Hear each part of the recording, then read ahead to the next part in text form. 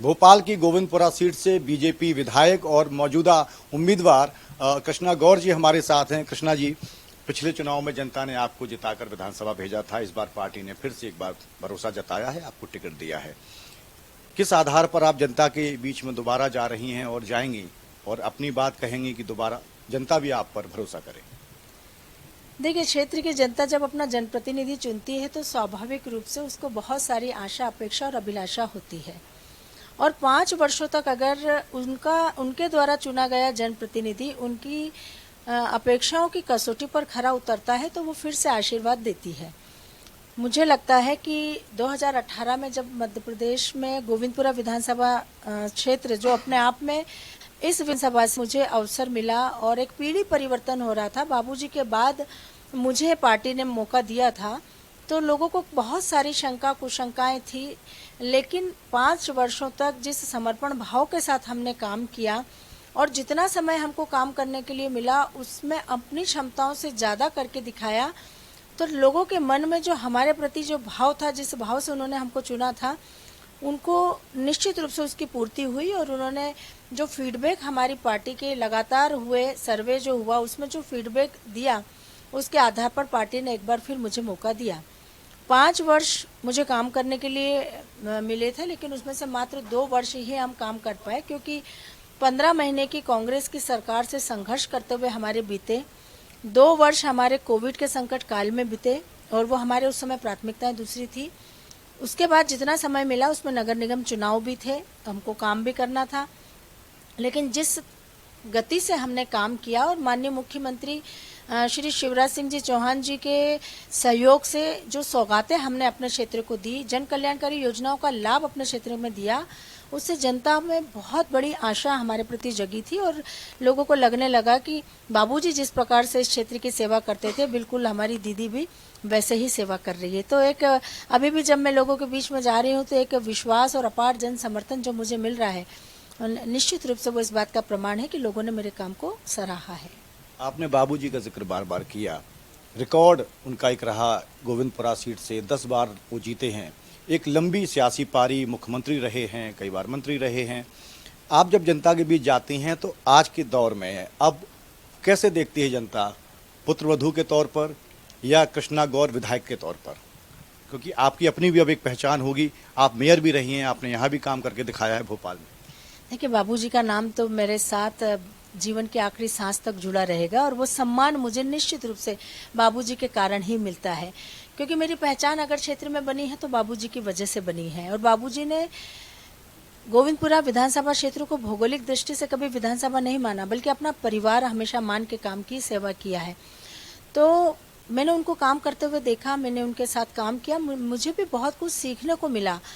और आज जब मैं स्वयं अपने लिए काम करने के लिए निकली, मैं स्वयं विधायक के रूप, तो बाबूजी के सिखाए हुए जितने भी आदर्श थे, सारे मंत्रों को आत्मसात करके जनता के बीच में पहुंची हूँ। तो आज जनता को लगने लगा है कि वास्तव में इनकी अपनी एक अलग पहचान है, अलग एक छवि। और लोग कहते भी हैं कि पहले जब आती थी तो गौर साहब की बहू के रूप में आती थी, लेकिन आज जब जाती हैं तो कृष्णा गौर बन के जाती हैं।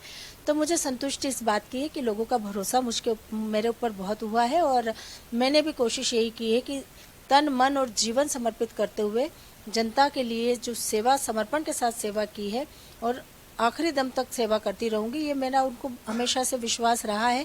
और इसी विश्वास के आधार पर हम एक बार फिर चुनाव में उतरे हैं। क्योंकि अपनी ज़मीन तैयार करना, पुख्ता ज़मीन तैयार करना, अपने पाँव पे खड़े रहना, ये आसान नहीं होता किसी के लिए। किसी भी विधायक या सांसद से या किसी भी जनप्रतिनिधि से जनता को बड़ी उम्मीदें होती हैं, जनता चुनकर भेजती है। कैसे उम्मीद पूरा करती हैं, कैसे उनकी उम्मीदों पर खरा उतरती हैं? जाहिर है आपके आवास पर सुबह शाम फरियादियों की लाइन लगती होगी, कैसे कनेक्ट होती हैं आप लोगों से? गोविंदपुरा विधानसभा क्षेत्र वह विधानसभा क्षेत्र है जो लगातार विस्तारित हो रहा है।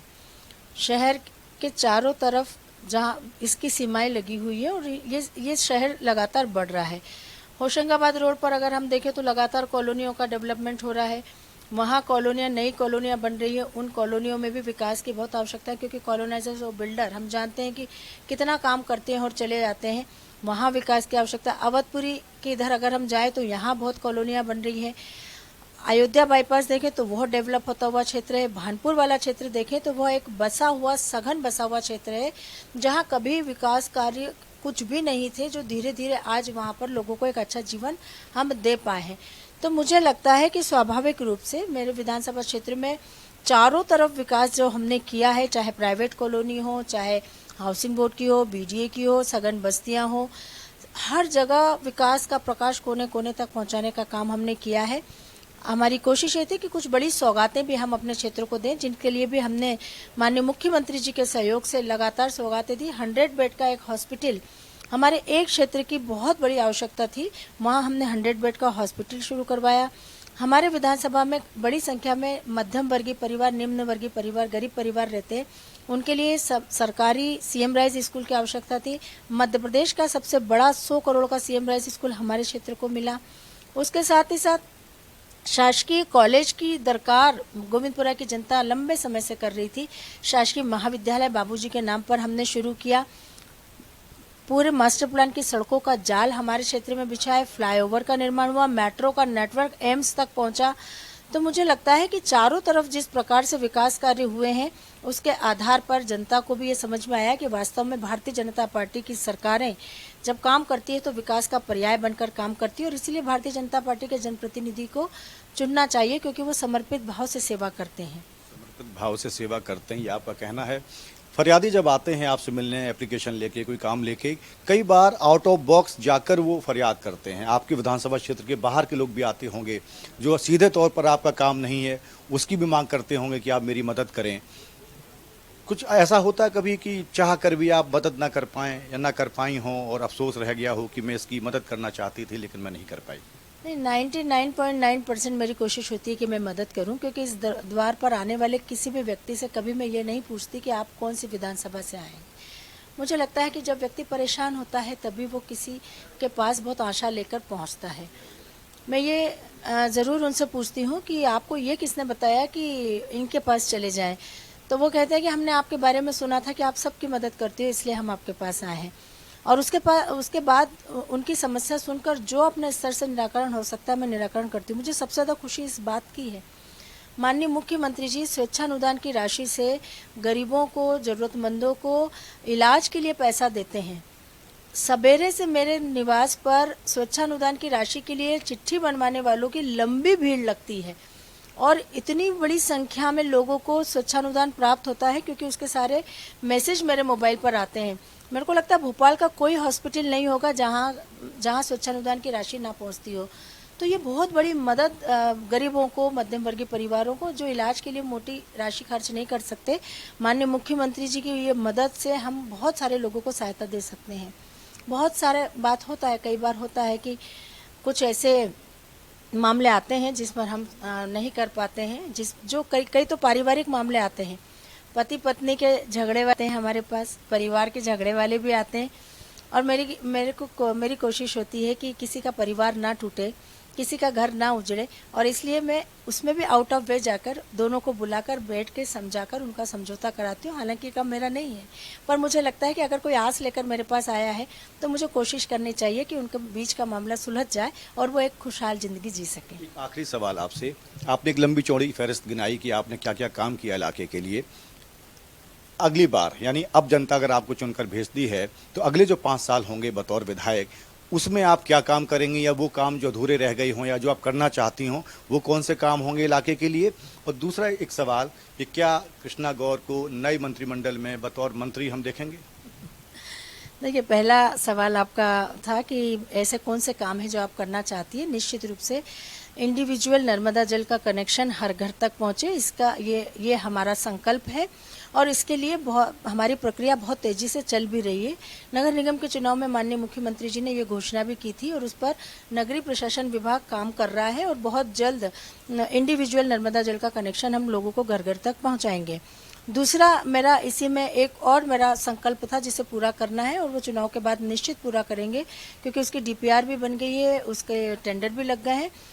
गोविंदपुरा विधानसभा क्षेत्र की प्रत्येक कॉलोनी को सीवरेज नेटवर्क से जोड़ने का। अभी तक हमारे यहाँ सड़कों का मास्टर प्लान बनता था, लेकिन सीवरेज का मास्टर प्लान नहीं बनता था, जिसकी वजह से सीवरेज की समस्या नासूर बनकर हमारे सामने खड़ी होती थी। लेकिन सीवरेज नेटवर्क बनने के बाद हर कॉलोनी का अपना सीवरेज उस ट्रंक लाइन से जुड़ेगा और वो एसटीपी तक पहुंचेगा। तो ये दो काम मेरे लिए बहुत महत्वपूर्ण है, जिसको मैं आने वाले समय में करूंगी। और जहां तक मंत्रिमंडल का सवाल है, तो निश्चित रूप से हम भारतीय जनता पार्टी के कार्यकर्ता के रूप में काम करते हैं।